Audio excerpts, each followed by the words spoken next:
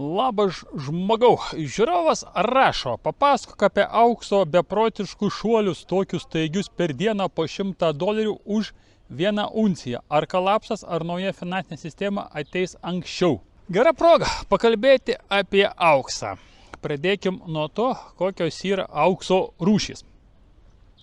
Pagal vieną iš kategorijos galima vertinti skirstovo šią 3 aukso rūšis. Tai gyvas auksas, mano pastovo žiūrovai tokią frazę girdėjot. Ką reiškia gyvas auksas? Tai reiškia auksas, kuris guli mano kišeniai, spintutėje kažkur mano pakasta ar kaba man ant kaklo.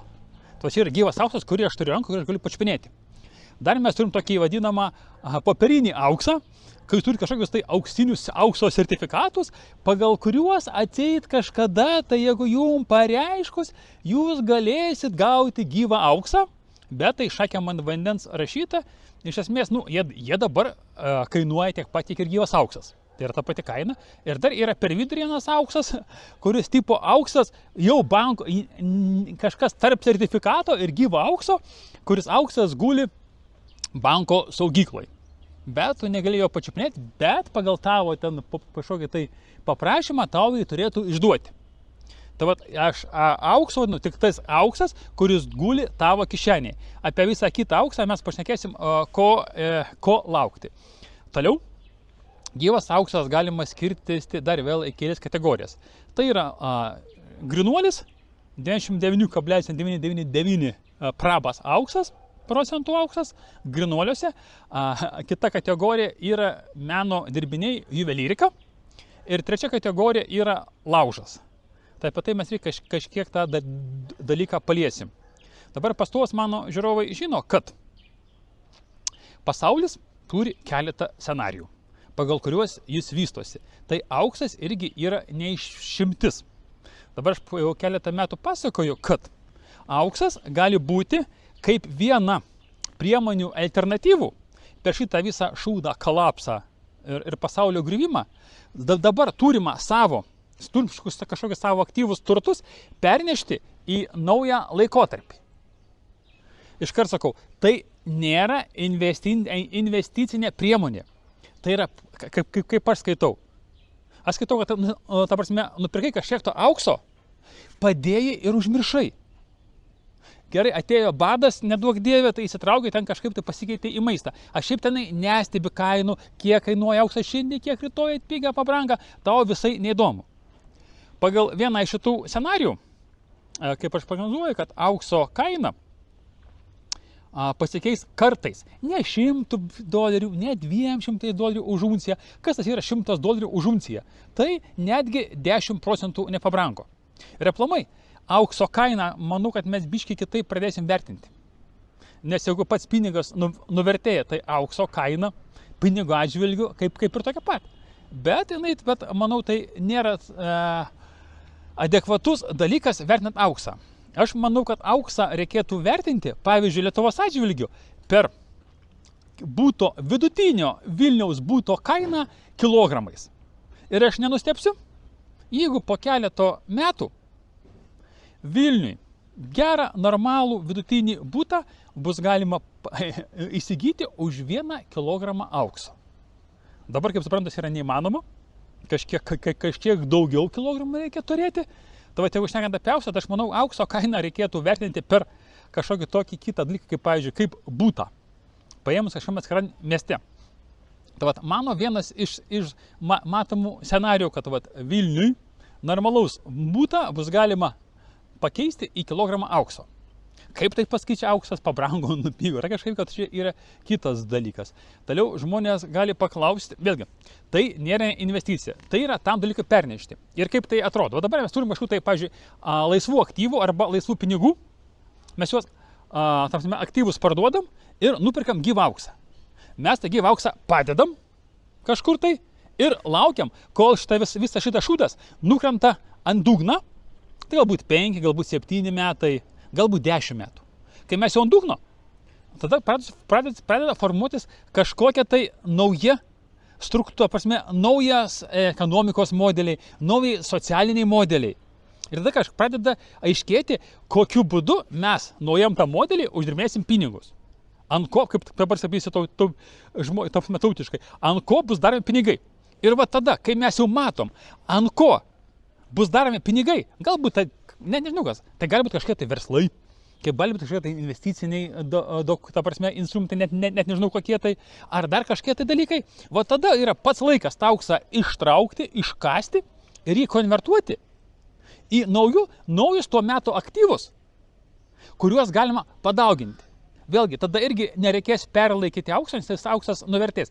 Dabar turėtų būti klausimas, kodėl auksas? Kodėl ne kažkas kitas? Iš esmės, gali būti kažkas kitas. Tuo atveju, jeigu, pavyzdžiui, tu turi verslą, ypatingai turi, pavyzdžiui, gamybinį verslą ar kažkokį kitą verslą, kuris naudoja kažkokias tai medžiagas. Nu, pavyzdžiui, aš vadovauju kabeliniai televizijai. Aš naudoju kabelius, naudojam kompiuterius, naudojam visokius maršrutizatorius, dar kažką tai. Tai yra logikos užpirkti tų medžiagų į priekį. Pavyzdžiui, pas man kabelių yra užpirkta. Jaučiu visam įmonės ciklui, visam gyvenimo laikotarpiu, kai kurių senesnių technologijų kabelių. Naujų technologijų kabelių galbūt aš pristiksiu. Kompiuterį tenai, pavyzdžiui, diskur, dar kažką, tai mano įmonė buvo pasakyta, pirkit mažiausia 3-4 metam į priekį, kad būtų. Nes aš žinau, kad tas dalykas vis tiek brangs ir brango ir dar brangs, gali būti sunku įsigyti. Tai galima per tokį dalyką pernešti. Bet čia tuo atveju turi verslą. Arba, pavyzdžiui, tu kažką tai gamini ir tu žinai, kad tavo produkcija bus paklausi ir per kolapsą. Dėl to įsiperki, aš bent jau skiršiu visus savo pinigus, tų medžiagų užpirkimų, iš ko gaminu tą produkciją. Tai šitoje vietoje tokiu būdu gali pernešti šitą dalyką. Jeigu kai kas skirsta, o dėl ko, pavyzdžiui, nesidabras? Sidabras fainas dalykas, jeigu tau reikia 2-3 tūkstančius eurų, 5 tūkstančius eurų kažkur tai, ta prasme, padėti. Tada taip, bet jeigu tau reikia padėti bent jau 100 tūkstančių eurų, pagalvo, kiek tai bus aukso, koks kiekis bus, aukso tai bus maždaug, va tiek va jaučiu va. Jeigu švaraus aukso, tai čia, manau, kaip mobilus telefonas, čia koks kilogramas biški daugiau, kaip man rodė žmonės, dačiupinėta, keist, labai buvau nustebęs, kad aukso luitas, švaraus aukso, kaip telefonas, maždaug 1,5 kilogramo sveria. Sidabro kiek reikės jums, kiek kilogramų ir kokią vietą užims. Su sidabro yra kitas dalykas įdomus.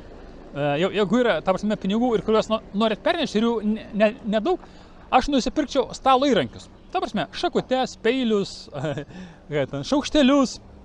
Tokie, pavyzdžiui, 6 asmenų, 24 būna vienetai.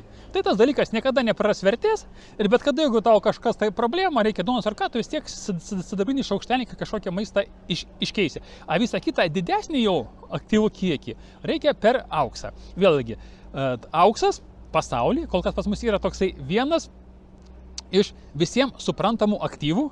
Jisai turi ribotą kiekį ir jo negali padaryti iš oro.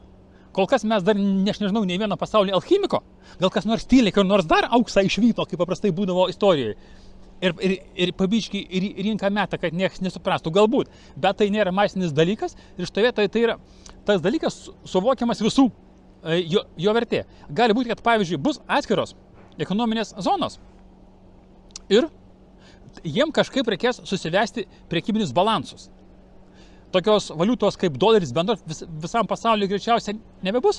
Tai va tam, pavyzdžiui, galai mėnesį, galai ketvirtį ar galai metų reikalingas bus gyvas auksas, kad tarp šalių suvažinėti to laikotarpio balanso. Ir viena šalis pardavė daugiau kitai šaliai. Kažkaip tą dalyką greičiausiai reikės atsiimti auksu. Nes jau kiek galėjo, visko toj šaly nupirko, ką galėjo. Reiškia, už pinigus nieko gauti nebegali. Lieka tik tai auksas kaip toksai balansinis vienetas, tai vėlgi jis yra reikalingas. Galim galvoti apie kokį titanas ar kitus tauriuosius, brangiuosius metalus, bet jį parduoti sunkiau. Auksą tu bet kada galėsi parduoti juvelyrikai. Kai kas tai gal tada deimantus. Deimantai neturi jokios vertės, tik tiek, kiek jie reikalingi pramoniai ir tiek, kiek marketologai iš jų padarė tokį, kaip taip padarykim, prabangos dalyką. Šiais laikais kiniečiai augina deimantus ir normalių deimantų, neatsimenu kiek karatų, ekspertizės atlikimas kainuoja brangiau negu tokio dydžio deimantai. Ir realiai dabar dalis deimantų atskirti natūralių ir pagamintų Kinijoje beveik neįmanoma. Jau net ekspertai be didelių ekspertizių negali atskirti, tai reiškia, kad technologija vis tiek eis į priekį ir jų vertė kris ir jie nėra tokie, kuriuos tu galėsi labai lengvai rinkoje parduoti. Auksas yra visai likvidus turtas. Aišku, gali būti ir kiti variantai. Pavyzdžiui, kaip per didžiosios depresijos metu Amerikoje valstybė priėmė įstatymą, kad visi žmonės turi atiduoti auksą valstybei. Gali būti, va čia tas vienas iš tokių šaltinių scenarijų tikėtinas. Nu, nelabai, bet galimas. Bet jeigu tu auksą nusipirkai be pėdsakų, ta prasme nepalikai savo paso duomenų, šitą vietoje tu gali jo nepriduoti. Jeigu tu kažkur esi ten užkasęs ir pats pamiršai kur, tai jisai prastovės tą visą, taip tarkim, sunkųjį laikotarpį ir tu jį išsaugosi. Gali būti toks atvejis, kai buvo Rusijoje, Tarybų Rusijoje, Stalino laikais biškiau vėlesnių laikotarpį, maždaug apie tuos pačius 30 metus, kaip ir Amerikoje. Ten buvo kitaip. Ten buvo valstybė priimtas dekretas, kad žmonės turi auksą priduoti, bet rusai biškai pratingesni. Jie žino, kad žmonės savo norą neatiduos. Jie vis tiek slapstis ir tu to viso aukso nepaimsi. Tai padarė dar kitą žingsnį. Apart to, kad tu turi atiduoti, parduoti. Ten, man atrodo, Amerikoje tai buvo fiksuota kažkokia tai labai vaikiška aukso kaina, formaliai, kad tai nebūtų kaip nusikaltimas iš valstybės pusės. Nu, valstybė superka per prievartą ir kainą. Rusija dar priedo padarė parduotuvės, maisto parduotuvės. Nes tuo metu irgi buvo problema su maistu, kur vis laik būdavo maisto ir kur tu maisto galėdavai nusipirkti už auksą. Ir realiai šitoje vietoje, man atrodo, gerai dabar statistikos neatsimenu, bet Tarybų Sąjungoje aukso per parduotuvės iš gyventojų buvo surinkta žymiai daugiau negu per prievartą, per kratas, per dar kažkokius tai kitokius reidus, dalykus arba vienu kitų skundimus. Taip pat galima, bet šitą dalyką galima, ta prasme, tyliai kažkaip tai apeiti pro šalį, prakentėti, išbūti ir dar kažką tai. Kad auksas nepabrangs? Nu, jeigu auksas nepabrangs, išlaikys tą pačią kainą, iš principo jūs nieko neprarasit, nes aš nežinau daugiau kitų aktyvų, kaip būtų galima, kitų metodų, kaip būtų galima dabar turime kažkokią tai sukauptą turtą pernešti per visą šitą žopą. Kai jis staigiai nekilnojamo turtas visą laiką buvo vertingas, jis niekada nenuvertėja. Nesąmonė, bullshitas. Pažiūrėkit 2008 metus, toj pačioje Amerikoje, toj pačioje Lietuvoje, kiek per metus kartų nukrito nekilnojamo turto kainos ir kiek laiko jos turėjo atsigauti.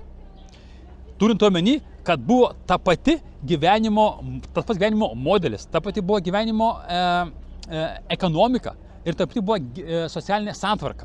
Tai buvo tik paprastas nedidelė krizė.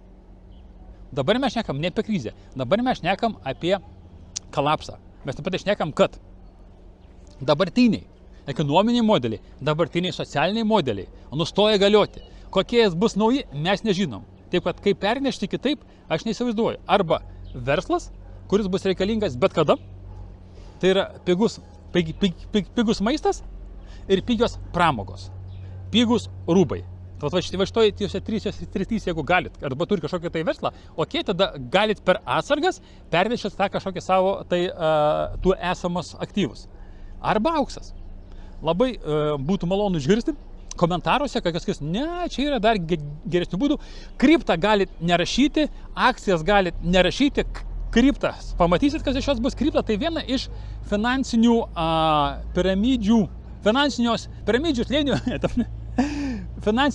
slėnio dalis reikalinga tam, kad ant jūsų pradirbti šitas, ne bitkoinų, o šitas technologijas ir biški iš godesnių, tam prasme ir bedesnių, perimti pinigų tam kam reikia. Tai yra blokčeino technologijų bandymui ir pinigų perskirstymui.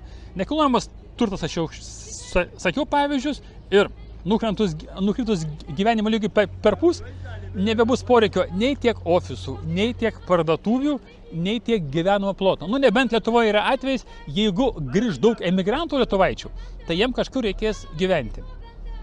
Kas daugiau? Akcijos. Akcijos aplamai yra šio ekonomikos modelio sukurtas toksai burbulas, kuris turi tam tikras funkcijas, kurių galbūt ateitytų funkcijų nebereikės ir aš nenustepsiu, jog aplamai akcijų rinkos tokios kaip dabar jūs suprantat nebebus, tų visų išvestinių dokumentų nebeliks ir šitie visi burbulai sprogs ant tiek, kad Kas nespės išeiti, tie liks prie suskilusios geldos. Žinote tą pasaką apie senį ir lydeką. Tai vat, mielieji, dar kartą gerai pamastykit, pagalvokit, įjunkit smegenis, praanalizuokit, turit geresnių būdų, kaip pernešti aktyvus, rašykit, kokius, ne, aš tau nepasakysiu, nereikia žinoti, jeigu kas, galiu pasiimti ir už pinigus konsultaciją pasamdyti, jeigu jūs tikrai turit kažką pasakyti, to, ko aš nežinau, aš tik su mielu noru. Aš šiaip galvokit savo galvą, gyvenkit, dėkit taip, rašykit komentarus, jeigu skaitot, kad yra žmonių, kurie verti šitos informacijos ir ją supras, dalinkitės, o aš ką, laukiu, kol remontuos mano mašiną Kamerūne. Ir trauksim tikriausiai toliau į pačią sunkiausią etapą lietaus metu tarp Kamerūno ir Nigerijos, ten, kur nėra kelio ir ten, kur vien tik tai molis, lietus ir upės. Bet čia jau kita istorija, čia jau mano gyvenimo patirtys. Iki.